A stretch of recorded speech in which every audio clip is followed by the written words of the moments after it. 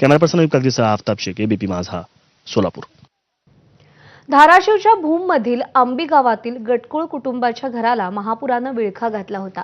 या महापुरामध्ये गटकुळ कुटुंबाच्या घरात चिखलाचं साम्राज्य होतं. मुलांची दप्तरं, वह्या, पुस्तकं पुरात वाहून गेली होती. त्यांचा आक्रोश पाहिल्यानंतर अनेकांनी मदतीचा हात पुढे केला.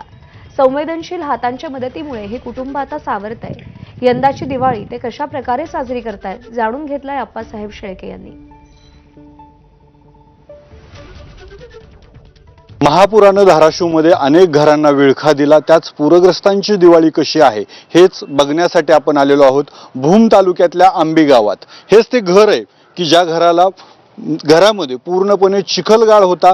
घरातला संसार पूर्णपणे भिजला होता. आता त्यांची दिवाळी कशी आहे हे आपण बघणार आहोत. दिवाळी कशी साजरी, आता दिवाळी करायची तर इच्छाच नव्हती आमची, कारण घर सगळं चिखला पाण्यात गेलं होतं. घर साफसफाई करण्यात 8-15 दिवस गेले. मग इकडं पसारा आणायचा, तिकडं पसारा आणायचा, ह्यातच आमचे काही दिवस गेले.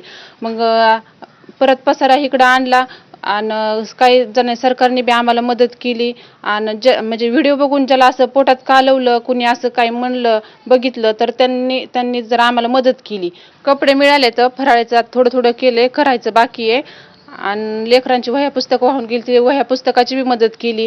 असं नाही की आम्हाला मदत केली नाही, की सगळ्यांनीच मदत केली. म्हणजे जशी त्यांची अपेक्षा असन तशी आम्हाला मदत येतच राहिली. थोडंसं पण असं कमी पडून दिलं नाही. हा मोठा सण साजरा करतायत. मिळालेले जे संवेदनशील हात मदतीचे पुढे आले त्यामुळे त्यांना सावरण्याचं बळ मिळालं. मात्र अजूनही नदीकाठी असलेलं त्यांचं घर हे पक्कं घर व्हावं ही इच्छा आहे.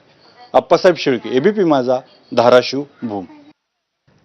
छत्रपती संभाजीनगरच्या जिल्हाधिकारी निवासस्थानासमोर